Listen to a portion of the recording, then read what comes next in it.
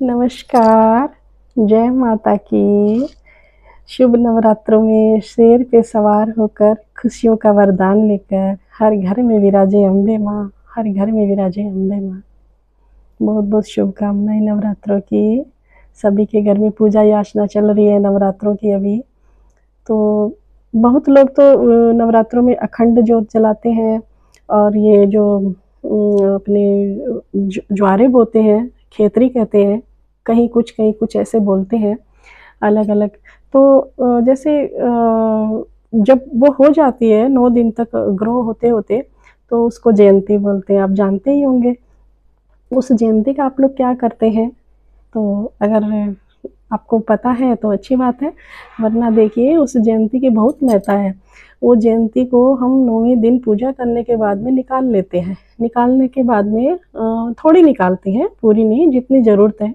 जितनी मतलब हमें थोड़ी-सी अपने लॉकर में रखनी चाहिए, जहाँ हम पैसों का लेन-देन करते हैं। मतलब कि जैसे दिवाली पे हम जो पूजा करते हैं, जैसे कुछ छोटी-छोटी चीज़ें रखते हैं, इसकी वीडियो मैं बाद में बताऊँगी। तो वो सामान जो है हम एक थैली रखते हैं, पोटली बैग जैसे बोलते हैं, थोड़ा लाल-पीला अच्छे सुंदर से कलर का, उसके अंदर हम वो सामग्री रखते हैं। और ये जो माता की जयंती होती है ना, इसको भी हम छोटे से कपड़े में ऐसे बाँध के और उसको हम जयंती को भी उसमें रखते हैं। और फिर हम जब ये अभी वापस नवरात्रे आते हैं, तो पुरानी वाली को निकाल के विसर्जन कर देते हैं और नई जयंती अभी वापस डाल देते हैं। बहुत समृद्धि लाती है ये, बहुत अच्छी एनर्जी देती है ये हमारे धन को और हमारी उस पोटली में ये बहुत महत्ता रखती है जयंती। तो इसको हम थोड़ा-सा अपने अनाज में भी डाल देते हैं, जो जैसे चावल या गेहूँ जो भी अनाज किसी में भी थोड़ी जयंती डाल देते हैं। और थोड़ी-थोड़ी पर्स वग़ैरह में भी डालते हैं हम इस जयंती को। जेंट्स के जैसे पर्स में इतने पॉकेट होती हैं, थोड़ी-सी उसमें डाल के छोड़ दीजिए। लेडीज़ भी डाल लेती हैं। ये बहुत ही समृद्धि लाती है, खुशियाँ लाती है। जैसी ये हरी-भरी होती है, वैसे ही हमारे जीवन में हरियाली रखती है। तो ये तो हुई जयंती की बात। अच्छा ये सोच रहे होंगे कि ये तो हरी होती है या थोड़ा वैसी हो जाएगी, खराब हो जाएगी, नहीं, ऐसा नहीं है। जैसे आपने सुबह जयंती निकाली, एक बार माता के चरणों में थोड़ी-सी निकाल के रख दी, तो उसको थोड़ी सूख जाएगी, रात को डाल दीजिए, कोई बात नहीं, सुबह डाल दीजिए उसे। तो और दूसरे में सोच रहे होंगे कि बाकी जयंती देखिए ये भी है कि आप जो बची हुई जयंती है, उसका बहुत लोग जैसे जूस निकाल के और बना के उसका पी लेते हैं। और जो छना है, जो भी बचा है उसका, वो हम गमले में डाल देते हैं, तुलसी माँ के उसमें गाड़ दो, कोई भी गमले में, पौधे सारे अच्छे ही होते हैं।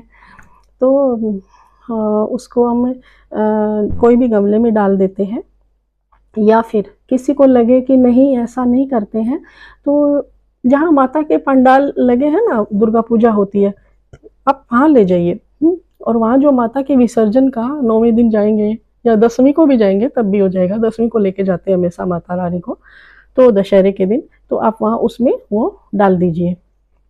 जहाँ विसर्जन का सामान होता है ना, माता रानी को ले जाते हैं तो वो साथ में ले जाते हैं, तो आपकी वो भी ले जाएँगे। नहीं तो उस पोट को जयंती निकाल लीजिए और उसको पी लीजिए और उस पोट को ऐसे ही रख लीजिए। पोट तो नहीं कहना चाहिए हमें, तो वो पात्र होता है मिट्टी का, तो उस पात्र में आप कुछ और बो दीजिए, धनिया वगैरह उसको रखिए। अगर नहीं बोना है, तो वो मिट्टी निकाल के किसी गमले में डाल के उसमें पक्षियों के लिए जल डाल दीजिए, कुछ भी कर सकते हैं, तो कुछ ख़ास बात नहीं है। और दूसरे में ना जल की बात आती है। देखिए जल जो है, जल में सोखने की बहुत ताकत होती है। जल हर चीज़ को ऐसे सोखता है। अगर नेगेटिविटी है तो उस जल में आएगी, पॉज़िटिविटी है वहाँ पे तो वो जल सोखेगा, दोनों चीज़ को सोखता है, कोई भी चीज़ है। देखिए हम कहते हैं ना कि हम हर एक जगह का हमें पानी नहीं पीना चाहिए। जैसे बोतलों में पानी आता है ना, तो कहते हैं ना डायरेक्ट उसको मत पीजिए। किसी के घर क्या चल रहा है, कोई आपको गुस्से में पानी दे रहा है, किसी के घर में क्लेश-व्लेश चल रहा है, हम जाते हैं, वो पानी हमें कोई देता है, तो हम जैसा वो पानी पिएँगे ना, वैसा ही हमारे ऊपर इफ़ेक्ट आता है। अगर हमें कोई प्रेम से देता है, तो वो हमारे अंदर एक प्रेम की भावना रहेगी। अगर किसी ने ऐसा दिया तो पानी जिस किसी के घर हम पी भी लिए, फिर हमारा मन कैसे हो जाता है, हम घर आते हैं तो हमें ऐसे कुछ बेचैनी सी लगती है। तो जो जल है उसमें सोखने की इतनी ताकत होती है, ऑरा एनर्जी वहाँ का जो भी होता है वो जल सोख लेता है। इसीलिए ये जो हमारा पूजा मंदिर का जल है उसे हम बहुत शुद्ध मानते हैं। हम इसीलिए लोटा भर के रखते हैं, गड़िया भर के रखते हैं पूजा मंदिर में। रात को जल भर के रखने का मतलब ही यही है कि वो एक अच्छा ऑरा एनर्जी सोख लेता है, और एनर्जी ऑरा सबसे शुद्ध जो है वो पूजा मंदिर में ही होता है ना।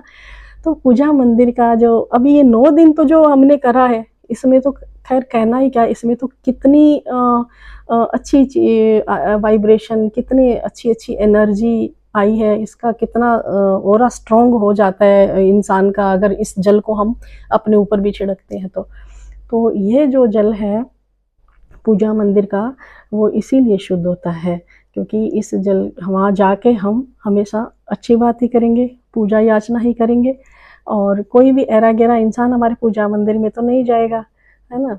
और हम भी जाते हैं तो कोई भी बात है, कुछ भी गलत मुँह से निकलता है करता तो हम पूजा मंदिर में तो इवन नहीं बोलते, इधर ही आके बोलते हैं अपने रूम में, या किसी से आर्ग्यूमेंट है घर में, कोई भी बात है। तो इसीलिए पूजा घर का जो ऑरा है बहुत स्ट्रॉन्ग होता है, बहुत अच्छी वाइब्रेशन होती है, अच्छी एनर्जी है, वो जल सोख लेता है। वो जल हमारे लिए इतना शुभ होता है, इतना शुद्ध होता है। तो उस जल को भी हमारे घर में छिड़किए, उस जल को हम भर के रख भी सकते हैं, किसी पात्र में भर के रख भी सकते हैं उस जल को हम, और वो जल हमें जब भी हम छिड़कते हैं तो हमारा वहाँ का ऑरा क्लीन करता है, हमें अच्छी एनर्जी मिलती है, उस जल को हम पी भी सकते हैं। तो ये इस जल की महत्ता है, और ये जो मैंने आपको बताया जयंती के बारे में, तो ये सब चीज़ों का आप ध्यान रखिए। और माता कन्या पूजन करते हैं तो कन्याओं को कुछ नुकीली चीज़ें या कुछ जैसे प्लास्टिक की चीज़ें ये मत दीजिए। जैसे आप जानते ही हैं कि प्लास्टिक से जो हो रहा है नुकसान, है ना, क्योंकि देखो जानते नहीं हैं बच्चे, गरीब अगर बच्चे कोई आते हैं, देखिए वो तो प्लास्टिक में डाल के बेचारे खा भी लेते हैं गर्म चीज़। तो इस चीज़ पे हमें ध्यान देना है, उनको ऐसी चीज़ ना दें जिससे किसी को हेल्थ के लिए नुकसान हो, और जो अच्छा है वही दीजिए। और कुछ बातें आप भी यूट्यूब पे गूगल पे सर्च कर लीजिए कि क्या फ़ायदे ये अच्छी चीज़ें होती है, क्या नुकसान देती है, क्या बच्चों के लिए सही रहती है। तो सब अच्छा कीजिए। जय माता की।